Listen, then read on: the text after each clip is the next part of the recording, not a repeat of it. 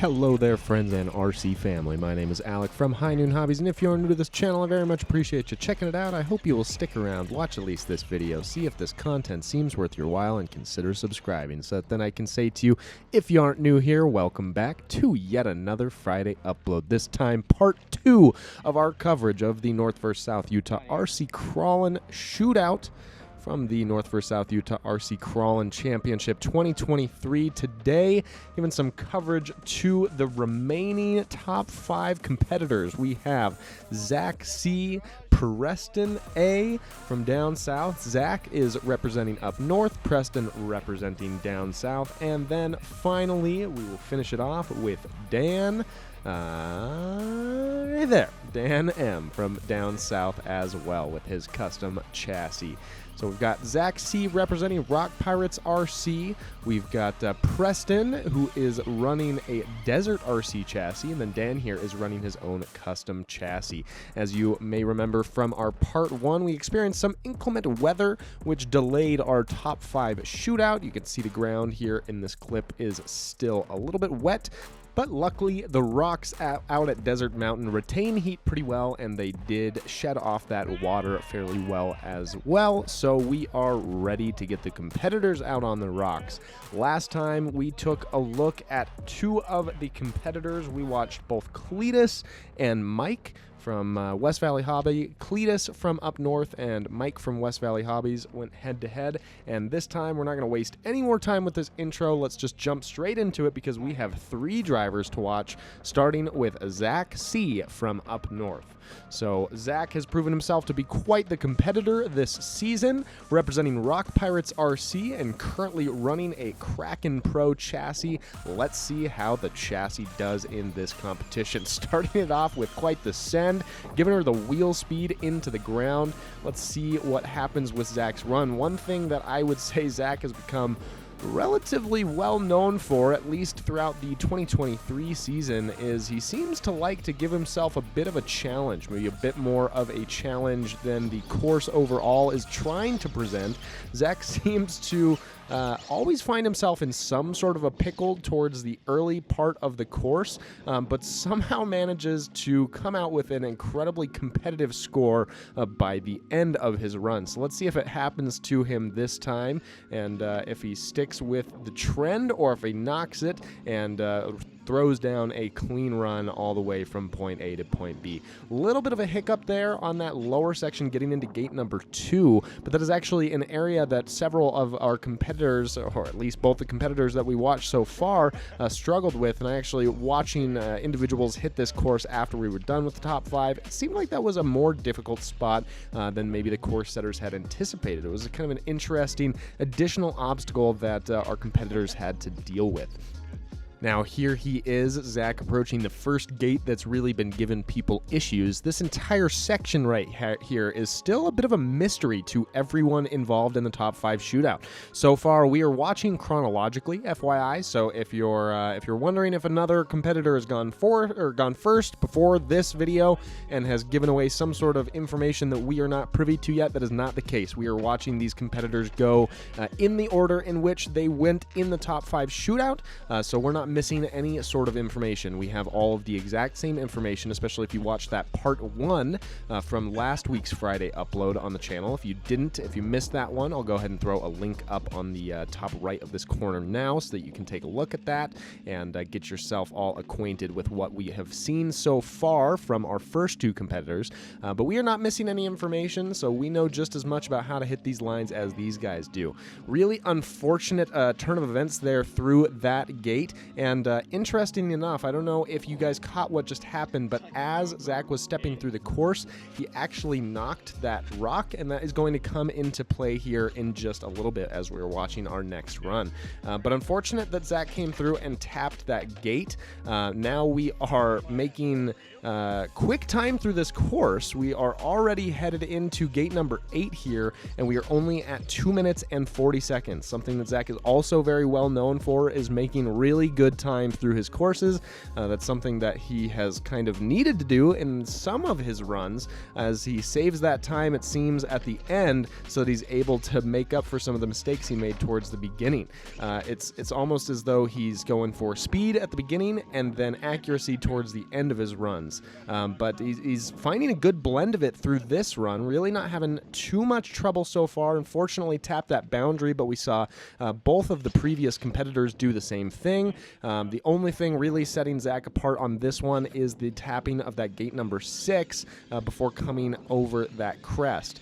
So now we are through gate number 8, and Zach is starting to look for bonuses. Plenty of time left to make it happen. He's going to head into the first bonus here, which we have not seen any of our competitors hit yet. This one is just a nasty, nasty ascent. You got to make, or you have to be well assured in your truck's ability to grip and stick on the nasty ascents, and Zach is not worried about that in this very capable Rock Pirates RC build.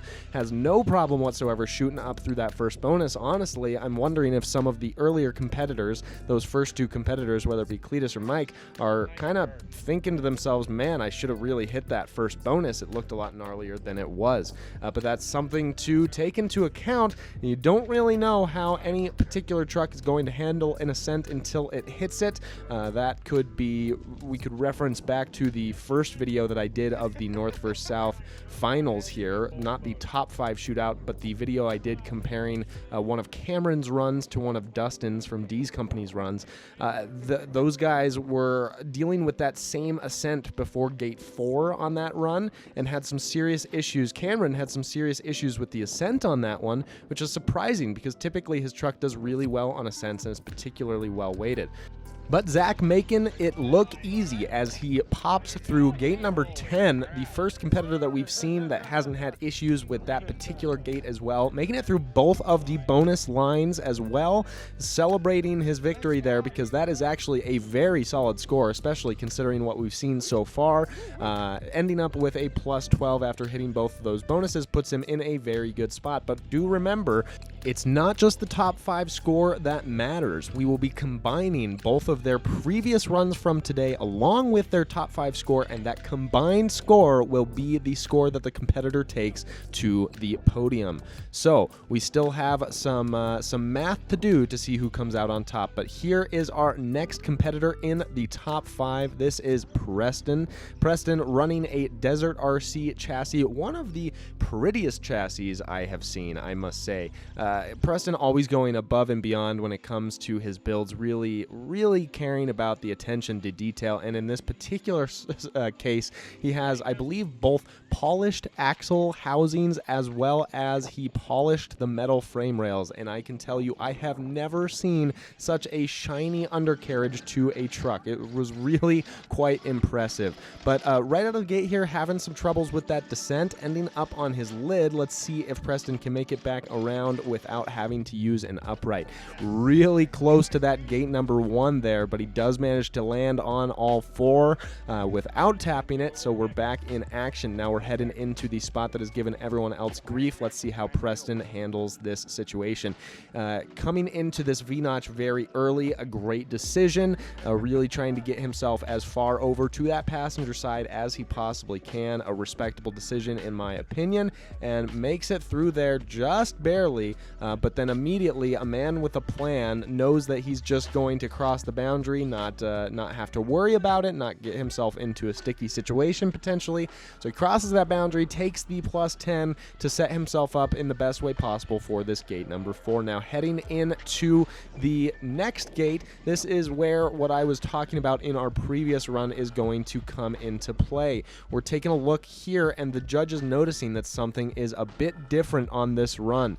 Preston is assessing the situation, trying to see if there's a way into this line, and this is is about the point where we realize that rock has moved significantly, to the point, in fact, where there is no way that a Class 2 tire is going to stem the gap between these two rocks. This is just an unfortunate reality that we have to deal with as RC competitors, as our RC crawling competitors, is our courses are subject to change. We can't make a perfect course. We're always going to be fighting the elements and fighting the variability that comes with enjoying a hobby like this in Mother Nature. So doing our best there to repair the course and get it back into the state that it was previously, coming back in with a 217 after that little pause there. Preston getting maybe an extra moment to either get in his head and have some mental issues, or maybe a time to relax. We'll have to see in the future of this course.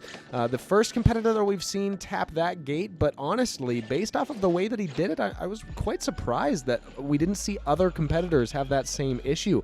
This Desert RC chassis has an incredibly good breakover angle, so it was really quite surprising to see Preston tap that gate. I'm thinking that he was kind of still in his head on the previous gate, seeing that trail maintenance being done, and maybe just wasn't paying close enough attention. It's unfortunate, though, because I think he probably could have made it through that gate without too much issue. Instead, he taps the gate, flings off the wall, and then has to make his way back in, wasting just a little bit of time there. But time's still not too much of a factor for him. Coming into gate number 7 here, just over 3 minutes, really not too concerned about making it through the rest of this course with the amount of time that he has left. It's just going to be a question of whether or not Preston's able to hit both of those bonuses like Zach was, or if he's going to have to skip one, the other, or both of them. So let's head now into gate number 8. You can see Preston falling down that ledge, and that's kind of been the trend throughout all of the competitors so far. That gate number 7, like I said in the part 1 video where we covered the first 2 runs, Cletus's and Mike's runs, that gate number 7, really, it's not the gate, it's not the entrance to the gate, it's the exit from that gate and the disgusting breakover angle that you have to deal with on a descent instead of an ascent, which makes it even worse because you're dealing with obviously not the right weighting to deal with what you're trying to do. What an interesting display of acrobatics there from Preston, coming through gate number 9. Makes his way through clean, ends up on his lid, but then unfortunately, as he's trying to use wheel speed to upright from that flip over, he manages to flip himself back over perfectly next to the gate without tapping it, but as soon as he gives just a little bit of wheel speed to get off of that rock, it unfortunately slides into that gate, leaving Preston with a plus 31 until he hits bonus number 1 here, bringing him back down to a 21. The Desert RC chassis there just making that look like an absolute piece of cake. That ascent was not an issue whatsoever for Preston's truck. Same there as Zach's, and now let's see how Preston decides to hit this second bonus, coming in close to the passenger, or I'm sorry, to the driver's side there. Same kind of approach that we've seen from our other competitors that have tapped this or that have gone through this gate so far, and this kind of gives you a better perspective there in terms of what that looks like, barely skirting through both gates before flinging off of the cliff's edge there. Unfortunately for Preston, ending up upside down once again, and because he's in that V-notch, he's just going to immediately go for that upright. He also knows he's starting to get a little bit lower on time there, and he can't waste too much longer. Gate number 10 is still a bit of a doozy, so let's see what he decides to do for that gate. He's gonna approach, he's taking a look at it, he's assessing it, he's gonna take a quick pause, check the nips, make sure they're looking good. Well, they're looking good. Yep, they're looking all right. All right, let's get back into it. It's just a little bit of ridiculousness for this top 5. The North versus South for 2023 was a bit more informal. I think we've all become maybe too close to friends with one another this season, but it made for a really good time, a lot of camaraderie, and well, if you could believe it, even more shit talking than we did last year, which there was a good amount of shit talking last year, so that's really saying something. Preston. Preston here approaching gate number 10, knowing that he doesn't have too much time to play around on it, and also really trying to conserve the amount of points that he's using going into the end of the top 5 shootout, decides to use a winch to avoid the potential for tapping that gate. Unfortunately, though, he's kind of tied up in a bit of a doozy here. This particular spot just likes to grab that front axle and not let you over that rock on the driver's side, but flinging himself over onto the rock on the driver's side, somehow not hitting that cone on the driver's side, then ending up sideways in this crack, and now we're in a bad spot. We're in quite a pin, going through the wheel speed, grabbing that D's winch, and unfortunately ripping it right before Preston ends up just giving it a little bit too much of the beans and tapping that passenger side cone. A great job, though, from Preston nonetheless, ending up with a plus 32 at a 644, a really respectable score there. Now let's get into our final competitor. We're all getting pretty familiar with this course now, so let's see what it looks like from Dan's perspective. Again, just a quick mention that this is a custom chassis that Dan has made for the 2023 North vs. South Series, so let's see how it stacks up against the competition. Making gate number 1 look like a piece of cake, but as long as you got the breakover angle, gate number 1 is not too much of an issue, or at least not from what we've seen with the other competitors. Dan taking the upper line here as he heads into gate number 2, and really probably making that look easier than any of the other competitors so far. That was an impressive run through that little uphill section there. Now let's see how it handles the descent over this little ledge. Very well composed there, not having to use too much wheel speed whatsoever, coming through with quite a controlled manner there. Now let's see what happens going into this tough technical section that has really started to get most of the drivers. Getting into almost the point where he's past gate number 3, and this is where he's starting to realize that he has not come in early enough to that V-notch and really not slid that rear axle far enough in. Dan taking another approach to it, but in this second approach, he's still a little bit high. Cutting it really close, and he's going to commit to it. Unfortunately, just barely tapping that gate 3 cone. The first person that we've seen to tap that particular gate, but he's going to take full advantage of it here. He's now backing all the way back out, and he's actually going to run over the gate so that he can get the maximum turning angle into gate number 4 here. Just barely avoiding that boundary and making his way up and over. That was some fantastic driving there, and I really do appreciate the kind of trade-off there, right? He knew that he had tapped that gate number 3, so he really had to work as hard as he possibly could to keep a level playing field and not tap that boundary line. Now let's see what this modified course, or this modified approach to gate number 5 looks like. Not a problem whatsoever. I'm sorry, gate number 6 looks like not a problem whatsoever. Is that gate number 6? Gate number 5? No, gate number 5. This is gate number 6 right here. That breakover angle that got Preston all crossed up. And same thing almost happens to this competitor here. Luckily, he sees it coming, and he ends up taking the reverse. I think that was the right call, as he sets himself back up for a successful run through that gate number 6 there. Now headed into gate number 7.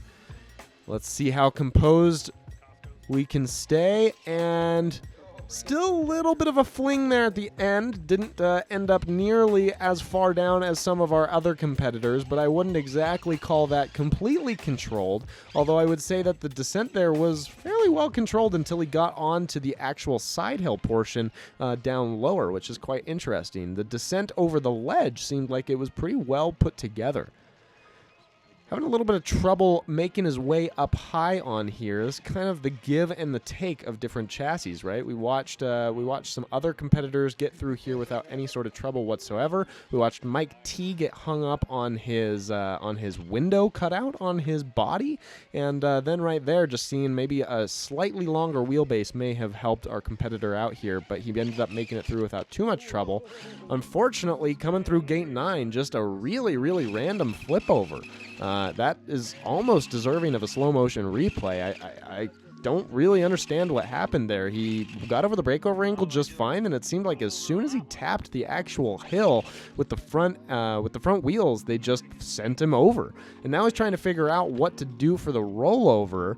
Luckily, he's already tapped, or I guess luckily in this circumstance, unluckily overall, he's already tapped that gate number 9, meaning that he can kind of get close to it or even get on top of it for his upright. But that upright really sent him into a bit of a nasty situation here. And here's where things start going a little bit south. We're going to take another upright here, but not particularly planting those wheels. And because he's not taking that extra moment to make sure that those wheels were planted on the hill, we end up back up on our lid, and on top of the lid when you're under a bush is about the worst circumstance you can possibly be in, because your wheels are finding traction in the bush, but it's actually pushing you the other direction, the opposite direction, into the hill, which is not what you're looking for. You're looking to try to use that wheel speed as momentum to kind of escape the gravitational pull there, but it is actually playing with gravity instead of against it. Going back through gate number 9 again and having troubles as he goes through it one more time, having to take yet another upright. That whole series of uprights lands Dan here with a plus 46. So he's going to have to make some good time here through these bonuses. He's at 520 now. He's really got to try to make up some points to stay competitive in this top 5 shootout. Going for bonus number 2 first, and look at how tight those comp cut wheels are to those hubs. Holy crap. Making it through there without having to send it off the ledge is going to save him some time here. Now let's see if he decides to go directly into the final gate number 10 or hit that second bonus to try to shave off some extra points. Not sure what's happening yet, but we're getting a little bit squirrely on top of that bush. Dealing with yet another rollover here. Let's see if he can handle or if he can get back up on all 4 without taking the upright, and he can this time. But unfortunately wasting quite a good amount of time there towards the end of the run. I think that time probably could have played into a successful run through that second bonus, technically bonus number 1, but it looks like he is abandoning that as he has spent a little bit too much time with uprights. He's going to have to just go straight into gate number 10 here. First competitor who's taking the high line. Let's see if he can make it all the way through this without falling into the crack. Ends up falling into the crack just a little bit there, but certainly not too much to pull it through. Very impressive work with this custom chassis, Dan, ending up with a plus 37 at a 638.11. Great job from all of these competitors. Definitely all had their different hardships that they had to work around, but overall, I think these were some fantastic runs for the top 5 shootout in Class 2. A bittersweet moment indeed. This concludes our coverage of the top 5 shootout for the Class 2 division in the North vs. South Utah RC Crawling Championship 2023. I hope that you all enjoyed watching these drivers on the rocks as much as I did. Maybe even learn a thing or two from watching these guys drive. I know it was easy for me to pick up on a few things. Easy to watch such amazing drivers get out on the rocks and see a few things that you could implement in your own driving, or at least that's how it was for me. Now, before I leave you guys, I know that this is a very long video, and I do want to say I appreciate you all watching to the end. If you did enjoy this, go ahead and give it a like, and if you want to see more content like this every single week, remember to subscribe to High Noon Hobby. So, our final results for our top 5. I know that's why you guys are all still hanging out with me here. Let's dive right into them. Starting with number 5 in the top 5 is Cletus.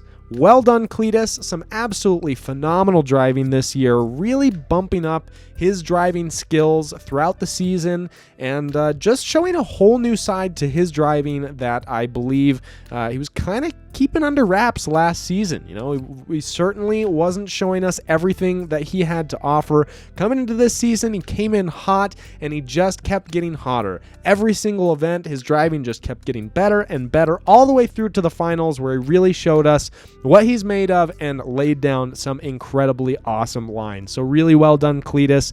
Very deserving of a top 5 spot, and I just want to give a huge shout out to you. You really showed some serious progression throughout the year, which is a big inspiration to me, and I'm sure guys like me who are still trying to get into it, still trying to learn the ins and outs of RC crawling. And Cletus, you really showed me that it's possible to show great progress throughout just a single season, and really inspired me to start putting in some serious effort for practicing some hard lines. But without further ado, number 4 on our list is Mike. Mike from West Valley Hobbies shook off the dust after a few years of not competing, but you couldn't even tell. Mike, you laid down some incredibly great lines this season, particularly considering you went to, I believe, 1 qualifying event, immediately qualified for the finals, and then hopped right in and got a top 5 position and managed to hold out, finishing off with that number 4 spot. Really, really great driving from Mike. He was one that I was super interested in watching and learning from, and he did not disappoint. I think Mike did an excellent job this season and really showed us what it was all about in that top 5.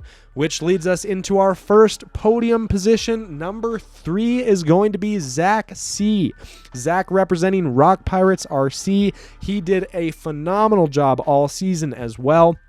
Really tried to catch as many of Zach's runs as I possibly could, because he is just one of those drivers you don't want to miss. He is an incredibly good driver and really interesting, really fun to watch. Oftentimes ends up putting himself in some difficult positions, but consistently throughout the entire season was always able to grapple it back. By the end of every run was looking really, really competitive. So great job, Zach. Really interested to see how you progress through next season, and really kind of also interested to see how you go as you're getting into the WRCCA side of things, and really looking forward to seeing your progression on that side as well. But Zach, that's another one of those drivers I think you're definitely going to need to look out for next season, because he is going to be bringing the heat as he was this season, and certainly deserving of that number 3, that podium, that first podium spot. So congratulations, Zach C.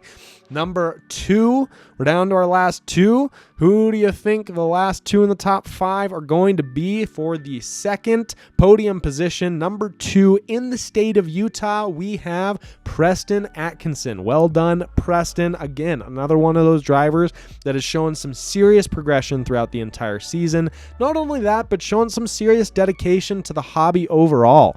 Putting on a giant raffle for Logan's family when they were in a tough spot, and just generally being a great friend and a great competitor throughout the season. I know there are always going to be some rivalries between different competitors, but Preston, I think, does a really good job at the end of the day of just being a friend to everyone, and really reining it back in towards the end. He's got a really, really hardcore competitive edge to him. I think that's just an Atkinson thing, but either way, used that competitive edge to clench that number 2 spot, and was still a kind and compassionate competitor on the end of the day. And again, one of those competitors we're going to have to watch out for next season. With how much he progressed in just a single season, we're really going to have to watch out for him next season. I think he's going to be bringing some serious heat as well. So Zach and Preston, 2 really impressive competitors to keep your eye on for next season.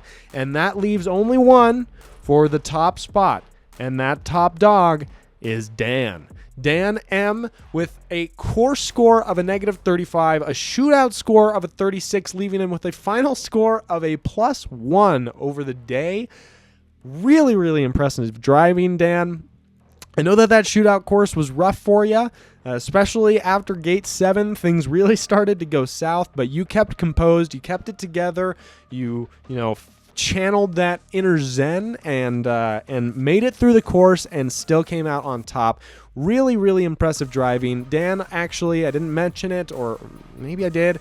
He didn't, or he did build his own chassis for this season. So this is his own custom chassis that he's running, and really impressive results, man. Both your driving and your truck were super dialed this year. Really excited to watch you come out and compete next year as well, but super, super deserving of that top driver spot, that #1 spot of the year. Dan, congratulations. You are officially the best Class 2 driver in the state of Utah for the 2023 season, at least until someone tries to dethrone you at one of our cash comps. We'll see how that goes. But great job from everyone who competed in the North versus South series overall. Great job to everyone who came out and helped us judge, helped us set up, take down, all that sort of stuff. This is a huge operation that takes a ton of help, and we got it. This community is absolutely fantastic. We've been talking about that throughout this entire season. We watched people give away trucks.